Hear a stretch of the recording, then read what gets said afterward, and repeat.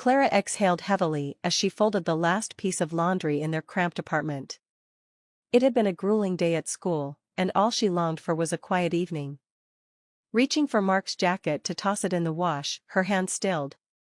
A crumpled envelope peeked out of the pocket.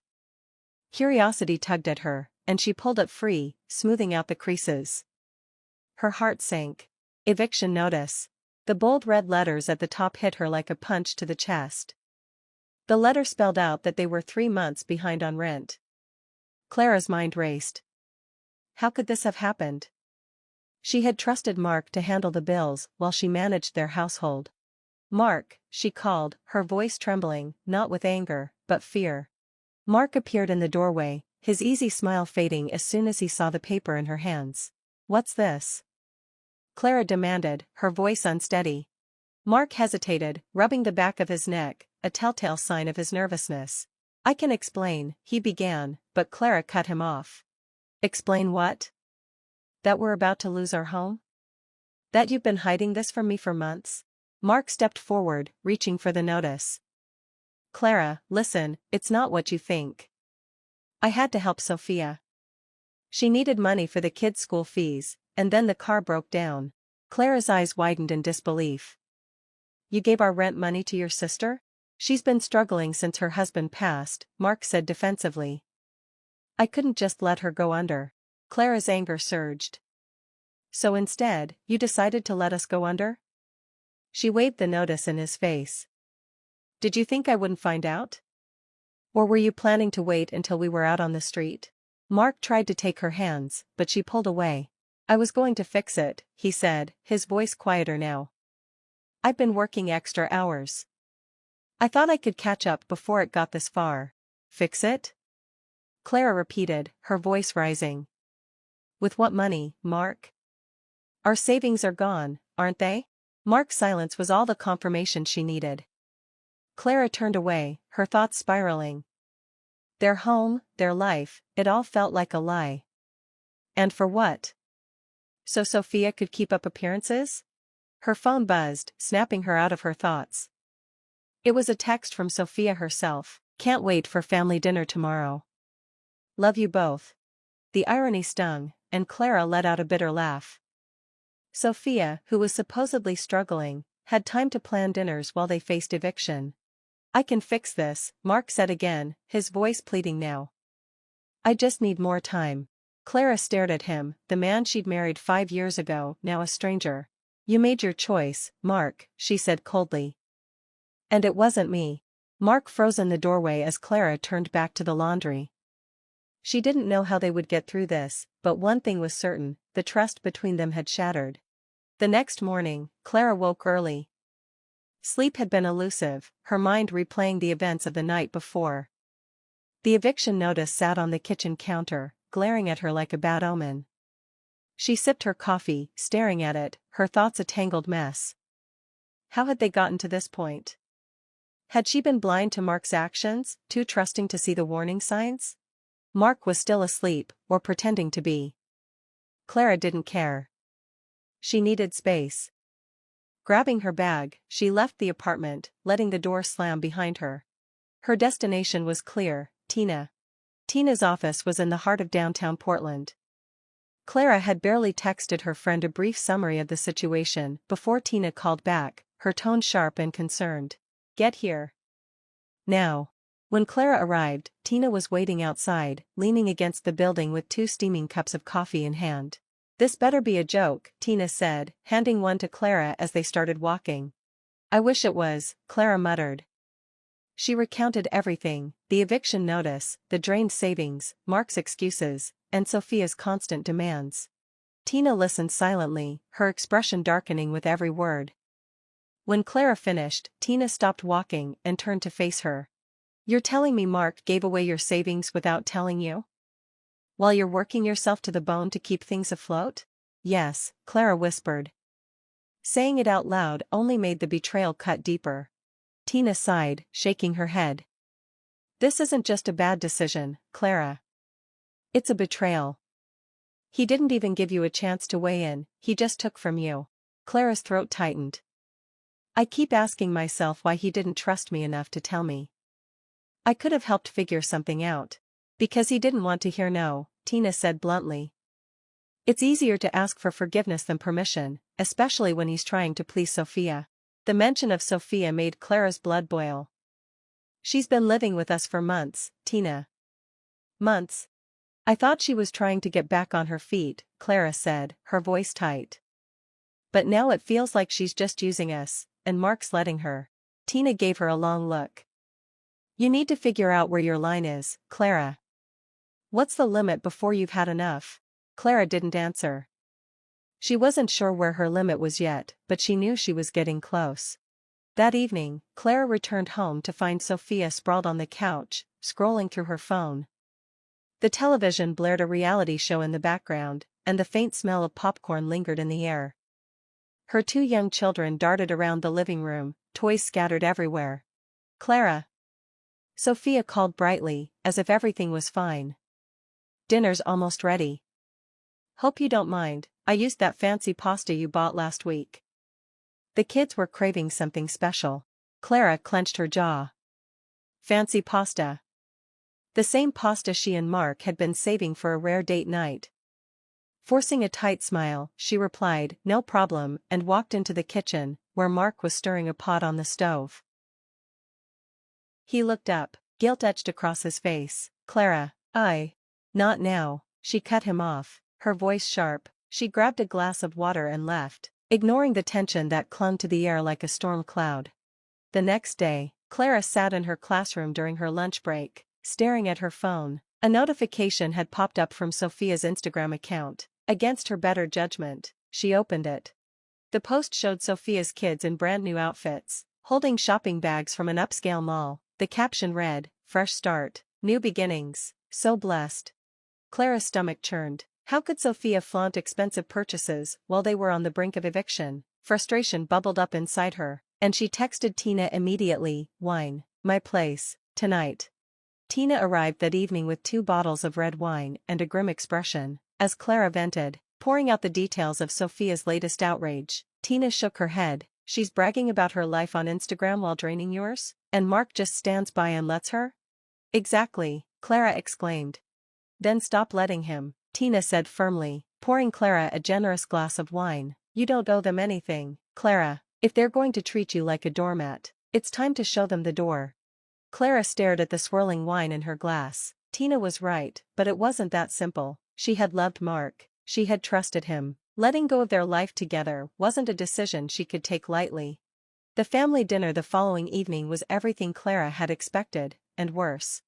Sophia arrived early with a casserole dish, immediately taking charge of the kitchen as if it were her home. Mark hovered around her, eager to help and hanging on her every word. Sophia played the role of the grieving widow, her children once again the center of attention.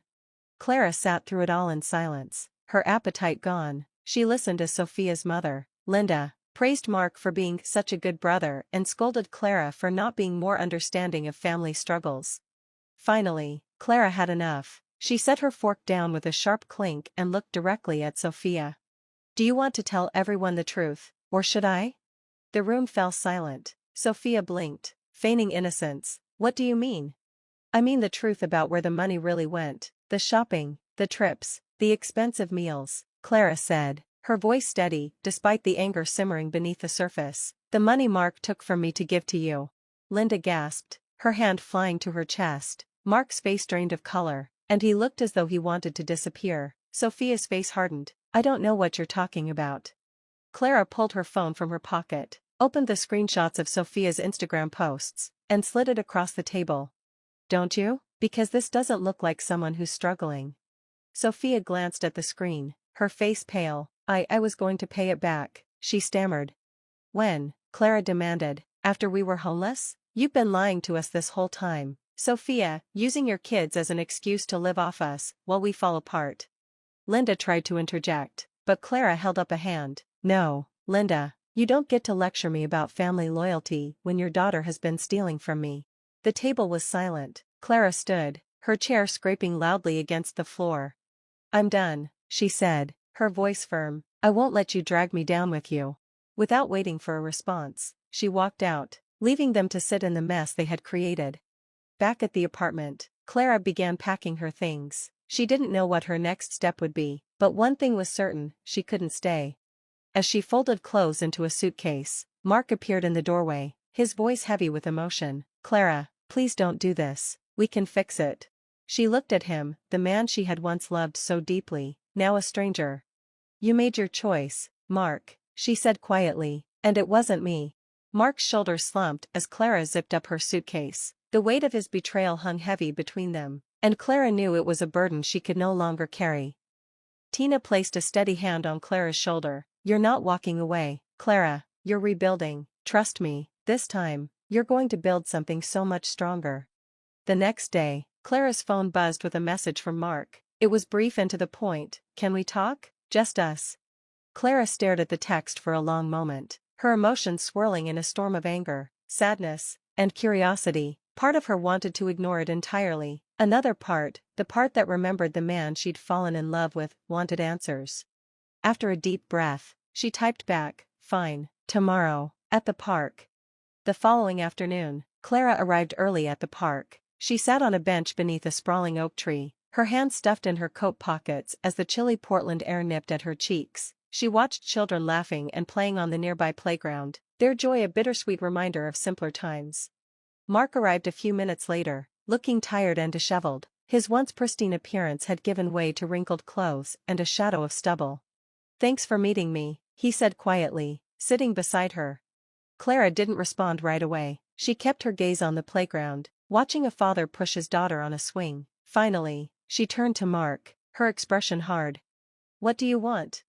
Mark sighed, running a hand through his messy hair. "I messed up, Clara, I know I did. I should have told you about the money, the bills, everything. I thought I could fix it on my own." "By lying to me?" Clara shot back, her voice sharp. "By taking our savings without even asking?" Mark flinched as if her words physically struck him. "I didn't mean to hurt you, I was just trying to help. Sophia, she's been through so much, losing her husband, raising 2 kids alone." "And what about me, Mark?" Clara interrupted, her voice rising. "What about us? Do you think this hasn't been hard for me too? I was your partner, you were supposed to trust me. Instead, you chose to betray me." "I didn't see it that way," Mark said quietly, his voice tinged with regret. "I thought I was doing the right thing." "For who?" Clara asked, her eyes narrowing. "Because it sure wasn't for us." Mark looked down at his hands, his shoulders slumping. "You're right," he admitted. "I let my guilt over Sophia's situation cloud my judgment. I put her needs above yours, above ours. And I'm sorry." Clara shook her head, a bitter laugh escaping her lips. "Sorry doesn't fix this, Mark. Sorry doesn't pay the rent or undo the damage you've done." "I know," Mark said, his voice earnest, "but I want to make it right. I've started therapy. I've been talking to my boss about taking on extra work to pay back what I took. I'm trying, Clara." Clara stared at him, searching his face for a glimpse of the man she had once trusted implicitly. She could see the regret in his eyes, but regret wasn't enough. Trust, once broken, wasn't so easily repaired. "I appreciate that you're trying," she said finally, "but I don't know if I can forgive you for this." Mark nodded slowly, as if he'd been expecting her response. "I understand, but I'm not giving up on us, Clara, not yet." Clara didn't reply. She wasn't sure what to say. Part of her wanted to believe him, to cling to the hope that they could rebuild what had been lost. But another part, the part that had been betrayed, wasn't ready to let go of her anger. Later that evening, Clara returned to the apartment for the first time in days. Mark wasn't home, but Sophia was. She sat on the couch, her children playing quietly on the floor. When Clara walked in, Sophia looked up, her expression a mix of guilt and defiance. "Clara," Sophia said hesitantly, standing as if to greet her, "can we talk?"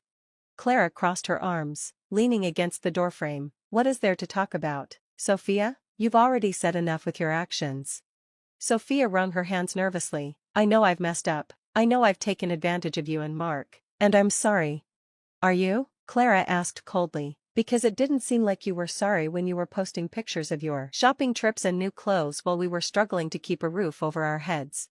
Sophia winced, her shoulders slumping. "I was trying to keep up appearances. After Tom died, I didn't know how to handle everything, the bills, the kids, the loneliness. It all felt like too much. So I made bad choices. Bad choices that hurt other people." Clara said, her tone unyielding. Do you even realize the position you've put us in? I do now, Sophia said, her voice cracking. I've been selfish, and I see that now. I want to make things right, Clara. Clara studied her sister-in-law for a long moment. There was sincerity in Sophia's voice, but Clara wasn't ready to forgive, not yet. Then start by fixing your own life, Clara said firmly. Stop expecting others to carry you while you drag them down, because I'm done. Sophia nodded, tears welling in her eyes. I will, I promise. Clara didn't respond. Instead, she turned and walked to her room, shutting the door behind her. For the first time in months, she felt a flicker of peace, not from reconciliation, but from drawing her boundaries and reclaiming her space. Sophia stood with tears streaming down her face, her voice trembling with sincerity. I will, Clara, I promise I'll make things right. Clara stared at her, unsure whether to believe the words. Sophia had always been good at playing the victim, but this time there was something different in her tone, something genuine. We'll see, Clara said finally, her voice steady. Actions speak louder than words. Sophia, if you really want to make things right, show me. Sophia nodded, wiping her tears. I will, I promise. That night, Clara sat alone in the apartment, her mind racing. The confrontation with Sophia had left her drained but also strangely hopeful. Maybe, just maybe, things could change, but she knew better than to let her guard down. Promises were easy to make, but much harder to keep. As she stared out the window at the city lights, Clara realized one thing with clarity: she needed to prioritize herself. She couldn't keep sacrificing her happiness and stability for others. It was time to take control of her own life. With a renewed sense of determination, she picked up her phone and started making a plan. She didn't know what the future held, but she knew one thing for sure: no one else would dictate her path again. A week later, Clara sat in the corner booth of a small coffee shop in downtown Portland, a familiar spot from her marriage to Mark. This time, however, the visit felt different. She had requested to meet him here, not to rekindle anything, but to find closure for the unresolved. Mark arrived a few minutes late, his shoulders slightly hunched, his expression weary. He spotted Clara and gave her a hesitant wave before approaching the table. Hey, he said, sitting down across from her. Clara nodded, folding her hands on the table. Hey. The silence between them was heavy. Clara studied him for a moment. He looked thinner, older, as if the weight of everything had finally caught up with him. It wasn't anger she felt toward him anymore, just a quiet sadness.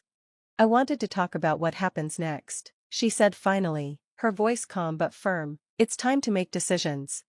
Mark nodded, his eyes dropping to the coffee cup in front of him. I get it. I've been thinking about it too. I've been staying at a motel for now, but I found a roommate situation that's more permanent. Clara raised her eyebrows. A roommate? Yeah, Mark said softly. I need to figure out who I am without everything else, without Mom's influence, without Sophia leaning on me. I've started therapy too. That's a good step, Clara said, surprised by his candor. Mark met her gaze for the first time. I know I can't undo what I've done, Clara, but I want you to know I'm sorry, for breaking your trust, for not putting you first, for all of it. Clara nodded slowly. I appreciate that, Mark, but this isn't just about apologies, it's about actions. I need to move forward, and I can't do that if I'm tied to this mess. Mark looked away, his jaw tightening. Does that mean you're filing for divorce? Clara exhaled. She had thought long and hard about this. Yes, she said finally, it's what's best for both of us. We need to start over separately. Mark nodded, his expression pained but accepting. I understand. I don't want to hold you back anymore. For the first time in months, Clara felt a small weight lift off her shoulders. The decision, though painful, felt right. A week later, Clara was back at the apartment, boxing up her belongings. Mark had already moved out, leaving her the space to pack in peace. Sophia and her kids had left too, opting to stay with Linda temporarily. The quiet was both eerie and comforting. As she packed, Clara found an envelope tucked into one of the kitchen drawers. It was addressed to her, the handwriting unmistakably Sophia's. She opened it cautiously, expecting yet another apology. Instead, she found a check and a short note. Clara, I know this doesn't fix everything, but it's a start. I've been working and saving, and I'm going to pay back every cent I owe you. Thank you for being the one who forced me to wake up. You didn't have to, but you did. I'll never forget it. Sophia. Clara stared at the check, her emotions a mix of surprise and disbelief. It wasn't a large amount, but it was a step, a tangible effort to repair the damage. Months passed. Clara moved into a small one-bedroom apartment across town, closer to her school. The space was modest, but cozy, filled with sunlight and the hum of new beginnings. She began focusing on herself for the first time in years, rediscovering hobbies she had once loved, like painting and hiking. Tina remained her constant support, their friendship growing even stronger. One evening, as Clara sat on her balcony, sketching the city skyline, her phone buzzed. It was a text from Tina. "You're going to want to see this. Check Sophia's Instagram." Clara hesitated before opening the app. Sophia had been quiet on social media for months, but her latest post showed her kids at a park, smiling wide as they played. The caption read, "Starting fresh, new job, new outlook, grateful for second chances." Clara stared at the screen, a small smile tugging at her lips. Maybe, just maybe, Sophia was turning things around. A year after everything had fallen apart, Clara found herself back at the same coffee shop, but this time for a different reason. She was meeting Tina to celebrate a milestone, her promotion to department head at her school. As Clara sipped her coffee, she thought about how far she had come. The pain of betrayal had lessened, replaced by a quiet strength. She no longer felt defined by the mistakes of others. Instead, she had rebuilt her life on her terms. "Here's to starting over," Tina said, raising her mug in a toast. Clara clinked her mug against Tina's, a genuine smile on her face. "Here's to growth." Outside the coffee shop, the city buzzed with life. Clara watched as people hurried past, each carrying their own stories of struggle and resilience. For the first time in a long time, she felt at peace, no longer burdened by the weight of betrayal. She was free to embrace the future, a future she had built with her own strength and determination.